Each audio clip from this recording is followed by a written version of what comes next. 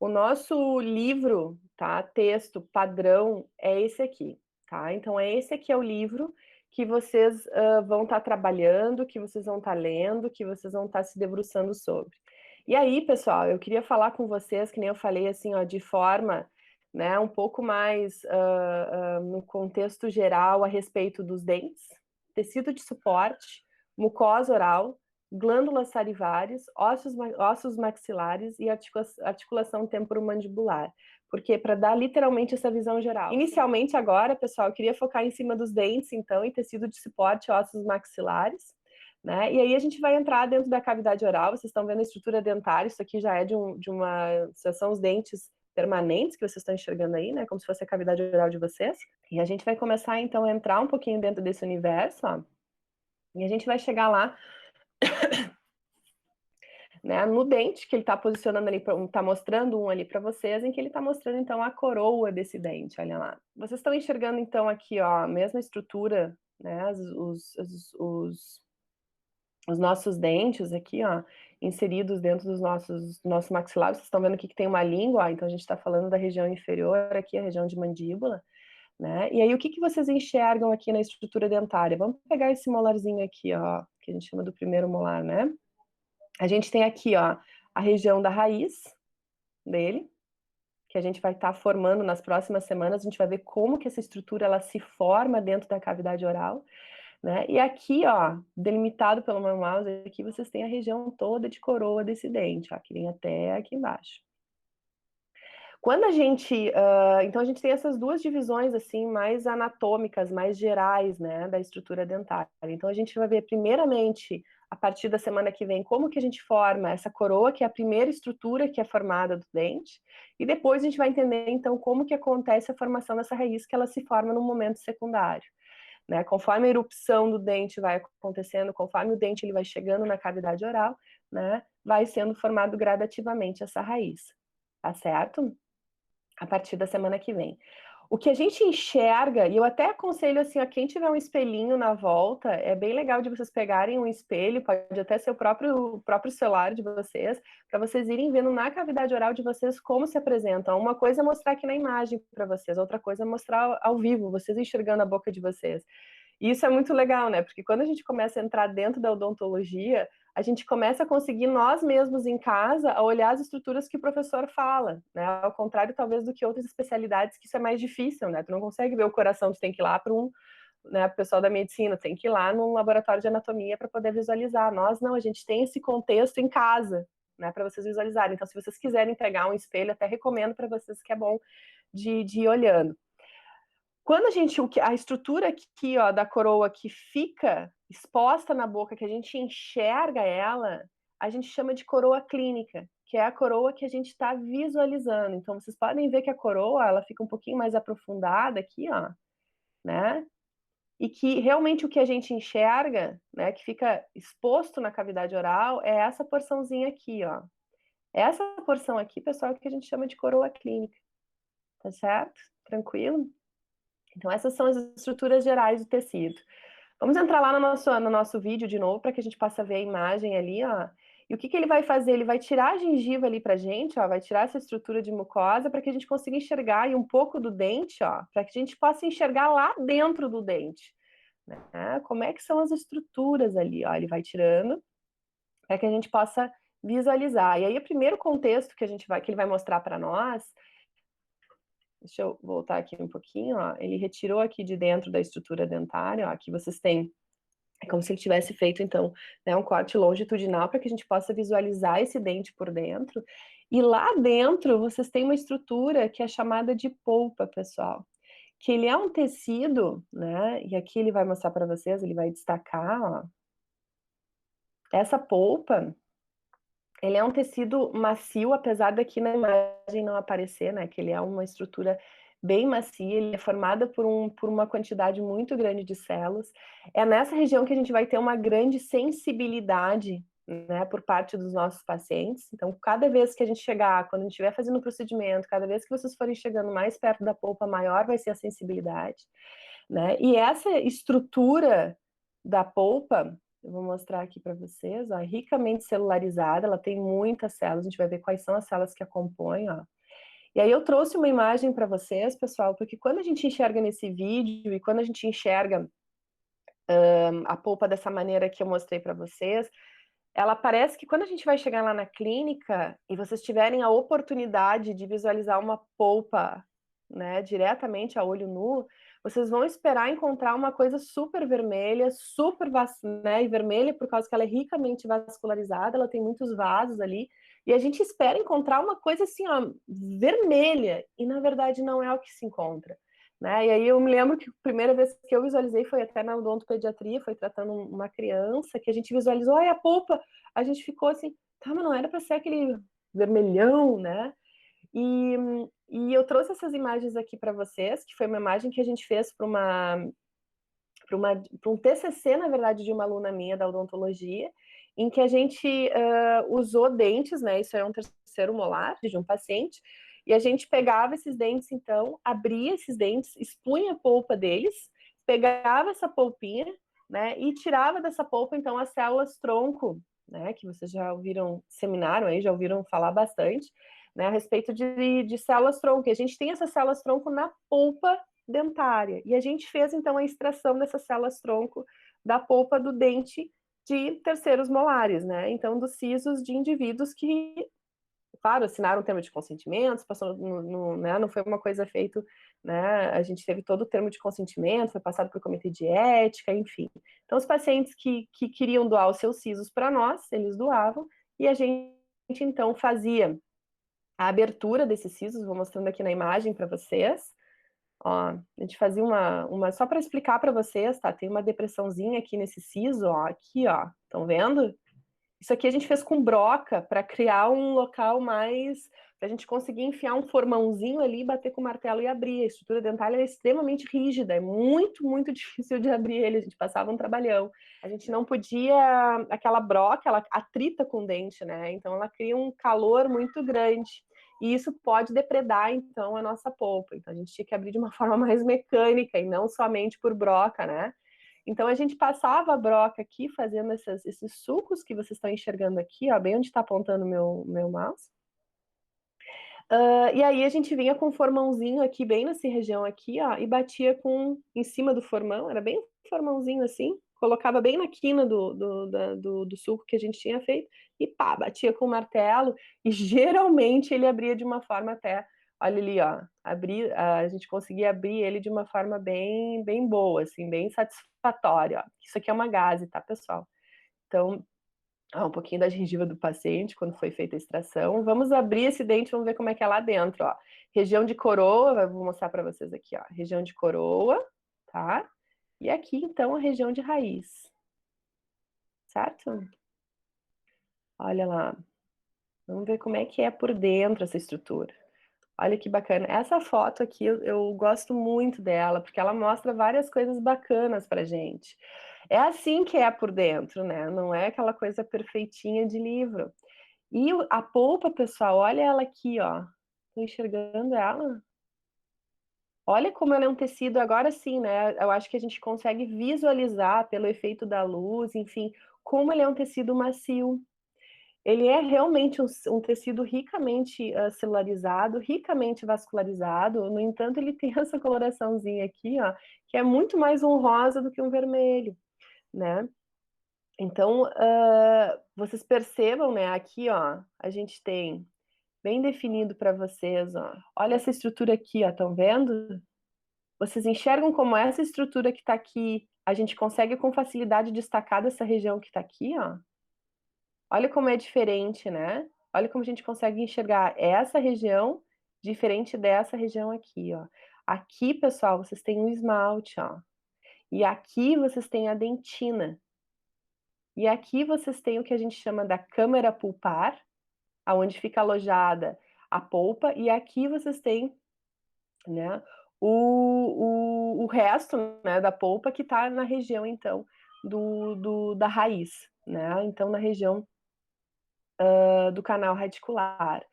Quando eu falei em câmara pulpar, pessoal, é o seguinte, quando a gente, aqui vocês podem ver que a polpa ficou toda desse lado, né, desse lado aqui ela foi removida, ó. Ficou esse espaço que vocês estão enxergando aqui.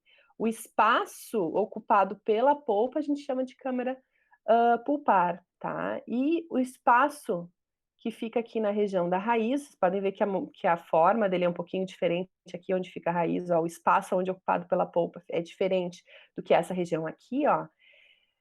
A gente chama então do canal radicular. Então, a câmara pulpar, o espaço onde ficava a polpa aqui na região mais da coroa, e aonde fica a polpa na região mais de raiz, a gente chama de canal radicular. Tudo certo? Aqui vocês enxergam a dentina, bem deflagrada, e aqui também vocês enxergam, ó, o esmalte. Olha como assim, ó, a olho nu a gente consegue deflagrar o que é o que, né? E aqui a polpinha dela. Vocês estão enxergando que nessa região aqui a gente tem um furinho, ó. Olha como ela tem o dente lá no seu final, ó, ele tem um forame que a gente chama, né? Que é literalmente como se a gente tivesse uma abertura para dentro dessa região aqui, ó, que é o forame apical, que é por onde então vão passar os vasos. Agora vocês vão ver no próximo vídeo melhor essas regiões. E aí, só para mostrar a título de curiosidade, pessoal, a gente pegou essa polpinha aqui, tá? E aí a gente cultivou em laboratório, e aí a gente cegou as células tronco pulpares, que a gente fala, tá aí, ó, olha ele retirando a polpinha, olha como ela tem isso aqui é uma curetinha que a gente usa, tá, pessoal? A gente estava removendo essa polpa, ela é bem macia, né, bem macia mesmo. A gente estava colocando ela numa superfície, a superfície que é de plástico, tá, mas é um beckerzinho, é um lixezinho de plástico que a gente usa bastante lá no laboratório, para a gente poder cultivar ela. Mas só para que vocês vejam a consistência dela, olha como ela é grudentinha, ó, a polpa. E para vocês verem a tonalidade de cor dela. Ó, e ela não é muito, tá, gente? A gente, polpa enorme, enorme. Não, tá aqui a polpa daquele dente que vocês estavam vendo. Ela é pequenininha, ó, não é tão grande assim, né? Só para vocês terem uma noção de dimensão. E só para que vocês conheçam, essas aqui, pessoal, são as células tronco que a gente retirou da polpa, ó. Então aqui, ó, vocês têm uma célula, aqui vocês têm outra. Isso aqui é uma quantidade enorme de células que vocês têm aqui, mas se a gente começa a olhar individualmente, ó, aqui vocês têm uma célula, aqui vocês têm outra célula, e elas estão umas em contato com as outras. Aqui de uma forma mais separada, na próxima imagem para vocês, olha lá, ela é um pouquinho mais separada para que vocês possam ver a morfologia dela, né? Então aqui, ó, vou delimitar uma para vocês, ó, aqui é uma célula tronco, ó. E aqui a gente tem o núcleozinho dela. Aqui a gente tem outra célula, mas que não está tão boa de enxergar como essa aqui no meio. Essa aqui são as células tronco que a gente conseguiu fazer, então, a extração a partir daquela polpa que vocês visualizaram. Então, aqui a gente está com a estrutura dentária de novo no nosso vídeo, né? E se a gente for lá nessa região, no final da raiz, né?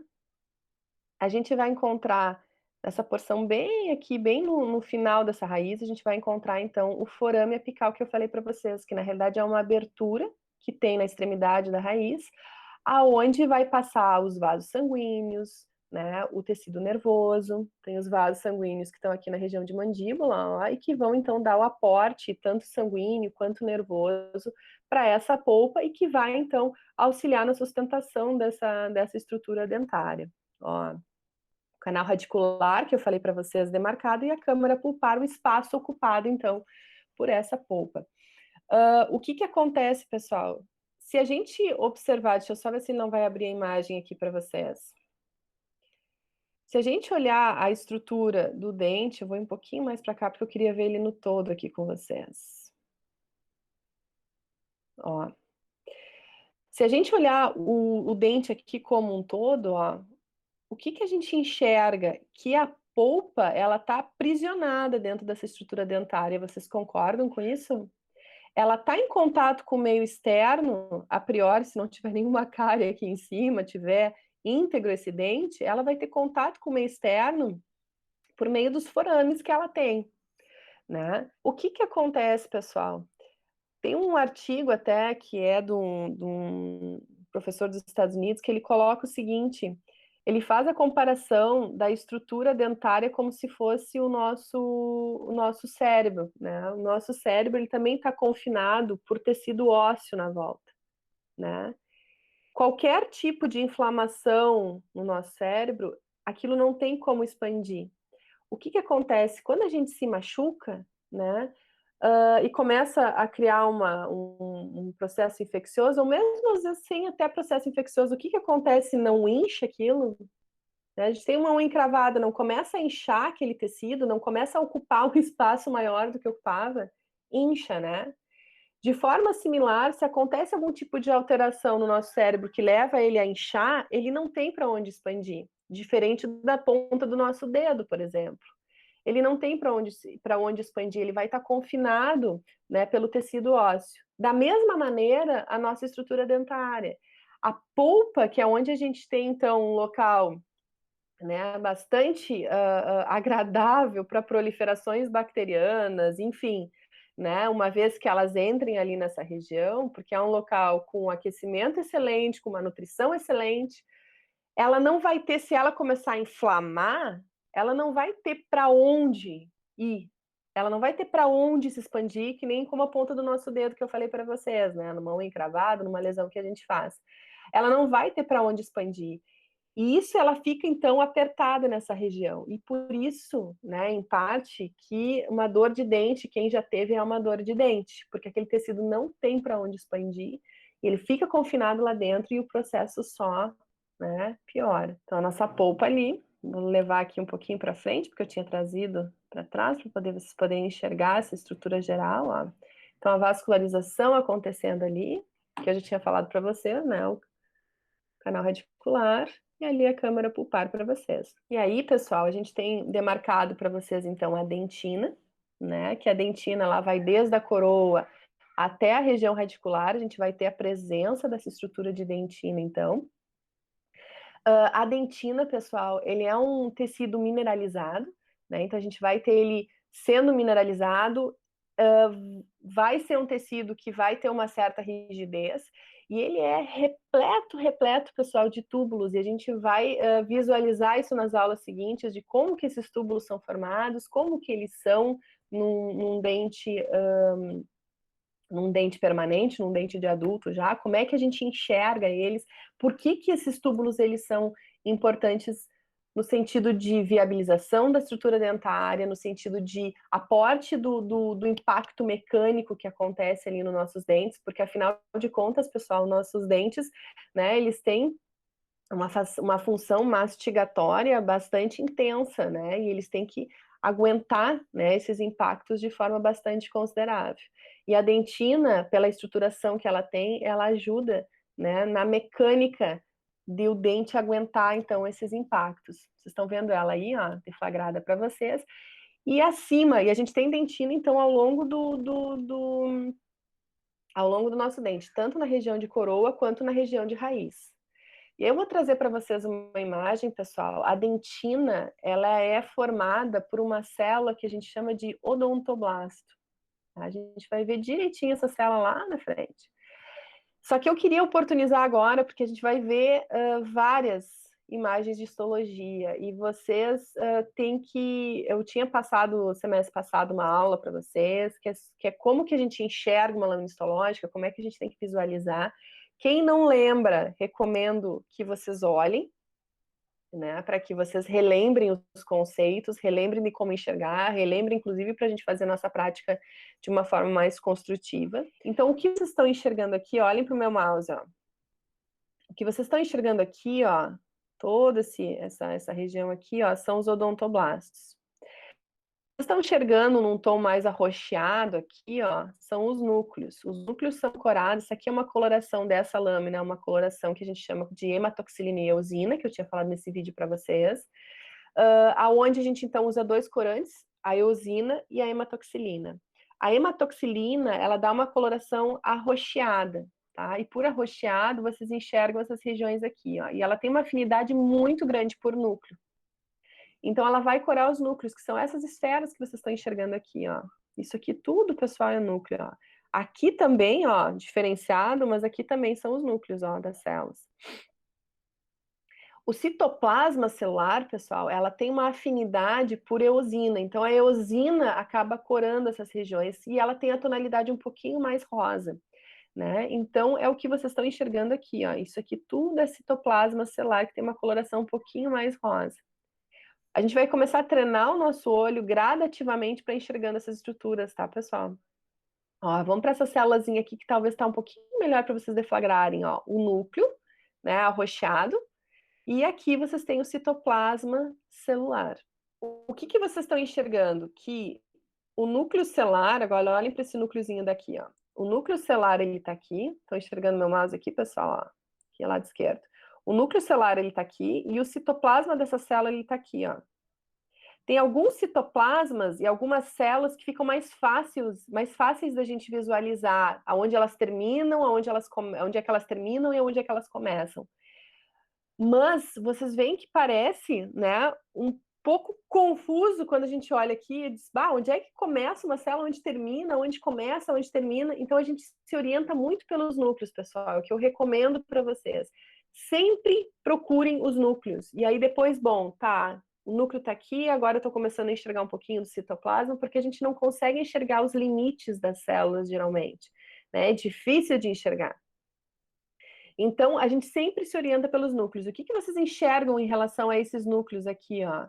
Que eles não são núcleos bem redondinhos, né? Eles são núcleos que eles parecem mais ovais, aonde grande parte deles tem a estrutura oval deles, ele não é redondinho, ele é oval, né? Então, grande parte dos núcleos que vocês visualizam ali, eles são ovais e eles são nessa direção, né? E não nessa, concordam?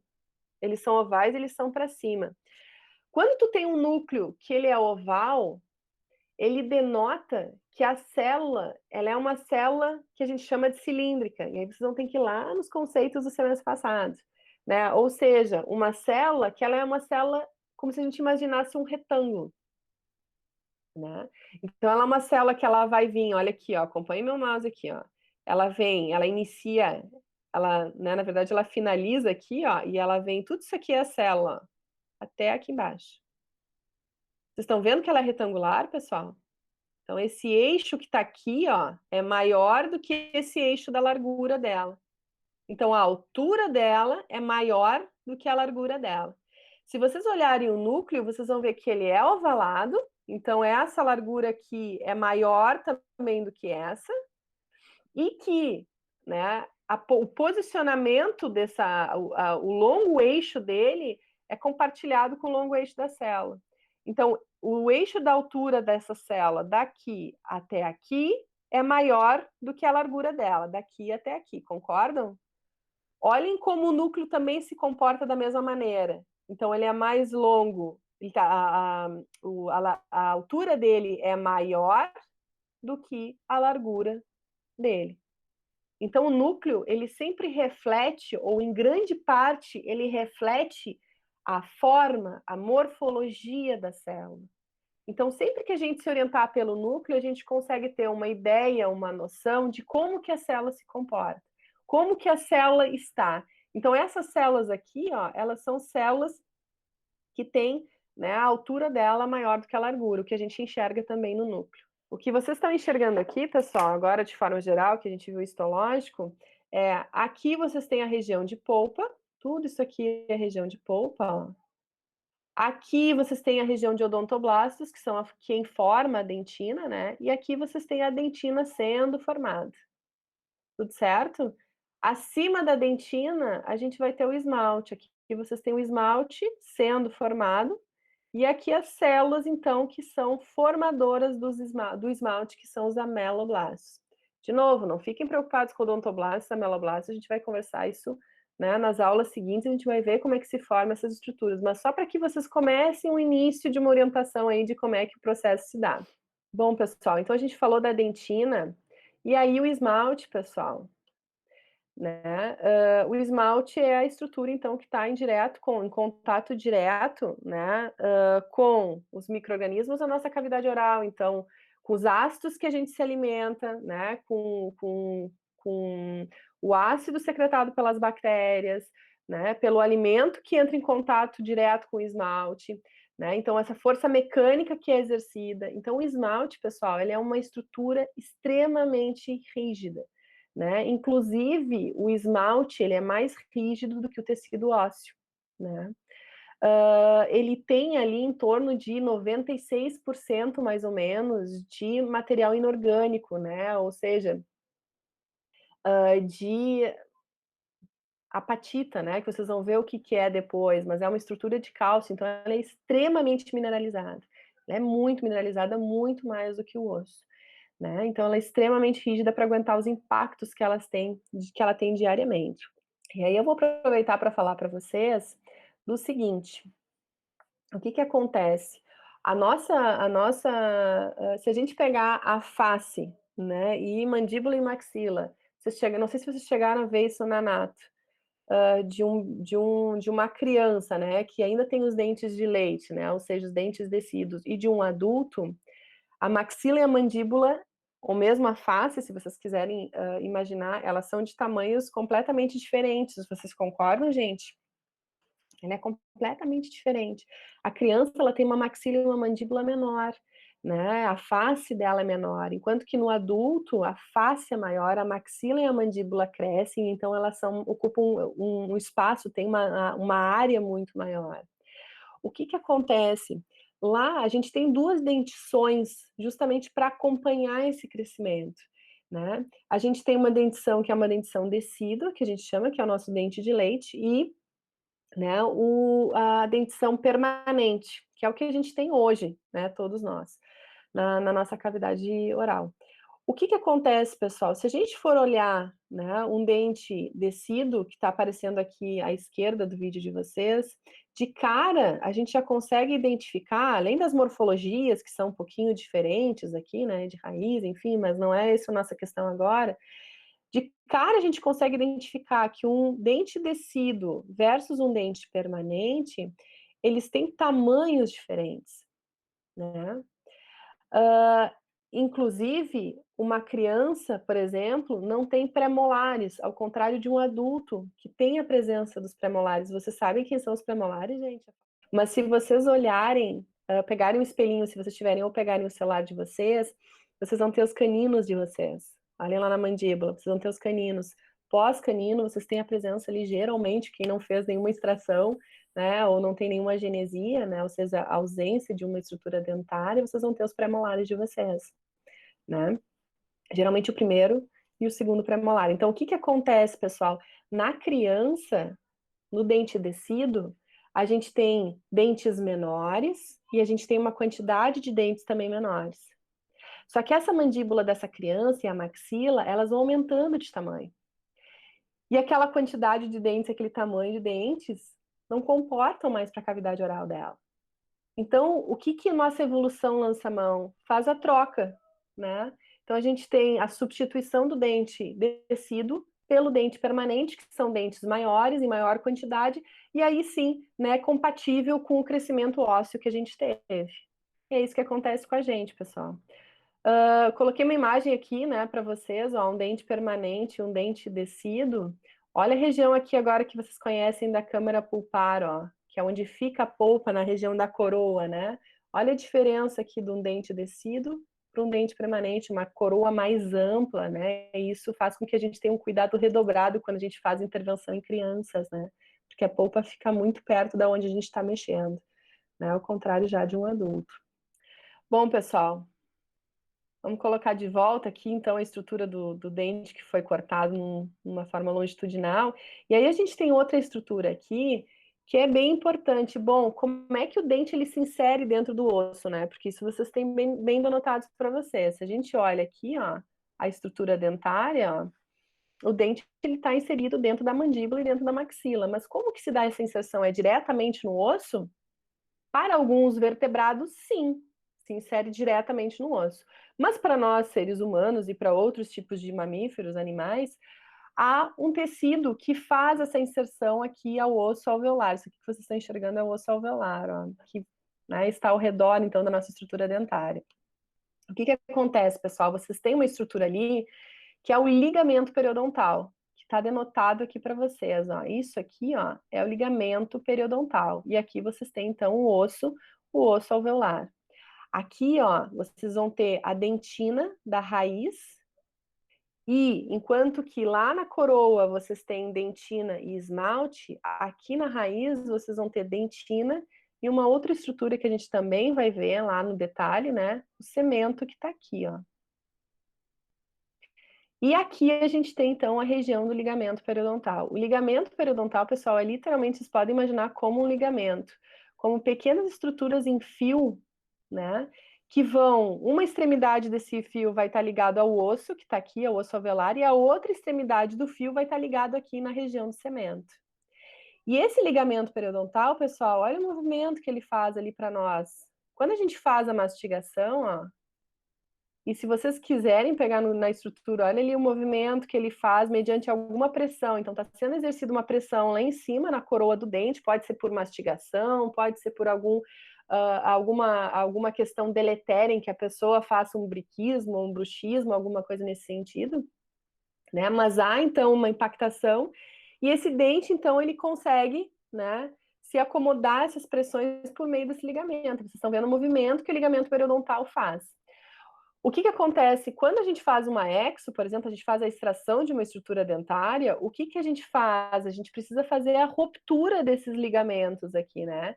E eu me lembro quando eu estava na cirurgia, entrei na cirurgia, um dos meus professores, a minha professora, na verdade, que era ela tinha acabado de entrar, né, dentro ali da faculdade, e a minha professora de cirurgia disse, se tu ficar prestando atenção, tu consegue, inclusive, sentir na tua mão, e a gente ficou nessa expectativa, sentir na tua própria mão a ruptura desses ligamentos, porque dá um trac, trac, trac, porque a gente faz movimentos na cirurgia justamente, então, para fazer a ruptura desses ligamentos periodontais, né, que é o que está, então, ligando o tecido ósseo, né, à estrutura dentária. Ó, e aí vocês têm gengiva, então, pessoal, ao redor, né, fazendo, então, a proteção dessa região. E aí a gente sai um pouquinho da cavidade, né, da nossa cavidade oral, e aí vamos ver um pouquinho da articulação temporomandibular, que nem eu falei para vocês, pessoal, um overview, só para que vocês entendam um pouquinho das nossas regiões de não só de atuação, mas entendam algumas coisas que a gente vai vendo no decorrer da disciplina. A articulação temporomandibular, ela é uma articulação móvel. O que acontece? A nossa maxila, ela é presa, né? Ela é presa às nossas estruturas ósseas temporais, né? Então, ela é presa, ela é anexada ali. No entanto, a mandíbula, ela é móvel e precisa ser móvel, né? O que acontece? A gente tem, então, a mandíbula, aqui uma região de côndilo mandíbula, que é essa regiãozinha aqui, que está cortado o osso para vocês, né, pessoal?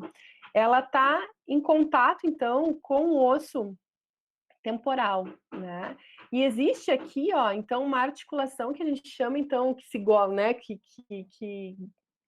a gente gosta de chamar de uma articulação móvel, que ela é formada justamente, tem a complexidade de uma articulação. Vocês têm aqui um disco sinovial, vocês têm ligamentos aqui atrelados, vocês têm uma musculatura que ajuda com que esse disco ele fique em posição, né?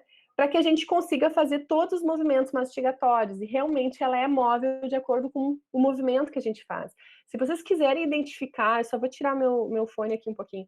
Se vocês quiserem tocar na articulação de vocês, ó, vocês colocam o dedo aqui, ó, próximo, né, a orelha de vocês, ó, e façam o movimento de abrir e fechar a boca. E vocês vão ver que essa região aqui, ó, ela muda de lugar. Eu tenho uma disfunção, né? Então o meu dá um crack quando eu abro e fecho, né, a boca. Eu tenho briquismo e bruxismo, e aí eu trabalho durante a noite e eu judio da minha articulação temporomandibular. Mas se vocês fizerem isso, vocês vão ver que quando vocês abrem a boca, vocês vão ter, né, parece que forma aqui uma depressãozinha. Quando vocês fecham, parece que essa depressãozinha se vai. Fazem o teste dos dois lados, abrem e fecham a boca, porque daí vocês vão ter uma noção mais prática, na realidade, da articulação temporomandibular de vocês. Mas essa estrutura, ela precisa se formar e ela tem características histológicas importantes, tá, pessoal? Bom, uma área que a gente vai ficar bastante, pessoal, falando é a respeito da mucosa oral, porque eu preciso que vocês compreendam ela bem, em função do que vocês vão ver no decorrer da odontologia. Quando a gente fala em mucosa oral, são estruturas que revestem praticamente toda a nossa cavidade oral, com exceção dos dentes. Tá? Então, a gente vai ter o revestimento da região do lábio aqui, a gente vai ter revestimento, né, na porção mais interna aqui do lábio, tá, pessoal? A gente vai ter, que fica voltado mais para a cavidade oral, a gente vai ter, então, o revestimento aqui dessa região de gengiva, né? A gente vai ter ela revestindo, ó, a região aqui, ó, que fica interna às bochechas, a gente chama de mucosa jugal. Essa região aqui é a região de mucosa jugal, a gente tem de ambos os lados, também é revestido por mucosa. O palato duro e o palato mole, que ficam aqui em cima, também são revestidos por mucosa. A língua também é revestida por mucosa, uma mucosa especializada para permitir que a gente sinta gosto. Abaixo da língua, no assoalho bucal, a gente também tem a presença de mucosa. E vocês podem imaginar que N patologias afetam essa mucosa. A gente também tem as glândulas salivares, pessoal, que a gente vai ter as glândulas salivares maiores e as glândulas salivares menores. Quando a gente fala nas glândulas salivares maiores, pessoal, ó, vou mostrar esse rapazinho aqui para vocês. A gente tem, elas são em duplas, como vocês estão enxergando aqui, então a gente vai ter aqui que vai ser a glândula parótida, vocês têm tanto de um lado quanto de outro. Vocês vão ter a submandibular, que é tanto de um lado quanto de outro, e a sublingual, tanto de um lado quanto de outro. Ó, vamos ver um pouquinho elas no detalhe. Vocês conseguem enxergar, pessoal, onde que ela está posicionada, ó. Aqui vocês têm a articulação temporomandibular, ela está um pouquinho abaixo, olha o lóbulo da orelha dele, então vocês conseguem mais ou menos ter uma noção da onde está de vocês, baseado no posicionamento aqui da região de mandíbula dele, ó. Então aqui vocês têm a glândula parótida, a gente vendo ele só de um lado, e vocês vão ter a submandibular lá embaixo, ó, e a sublingual, então, a região mais anterior, né? O que que acontece, pessoal? Por que que essas glândulas maiores, que a gente chama, que elas são realmente glândulas maiores, essas três, parótida, sublingual e submandibular, por que que elas são importantes? Porque elas vão secretar para dentro da nossa cavidade oral a nossa saliva. A gente também tem, assim como a gente tem as glândulas maiores, a gente vai ter as menores. E quem são as menores, pessoal? Se vocês pegarem a língua de vocês, ou quiserem pegar o dedo de vocês e tocar aqui no lábio, na parte interna, vocês vão ver que tem pequenos granulozinhos. Ali vocês têm as glândulas salivares menores, que também ajudam no processo da secreção da saliva.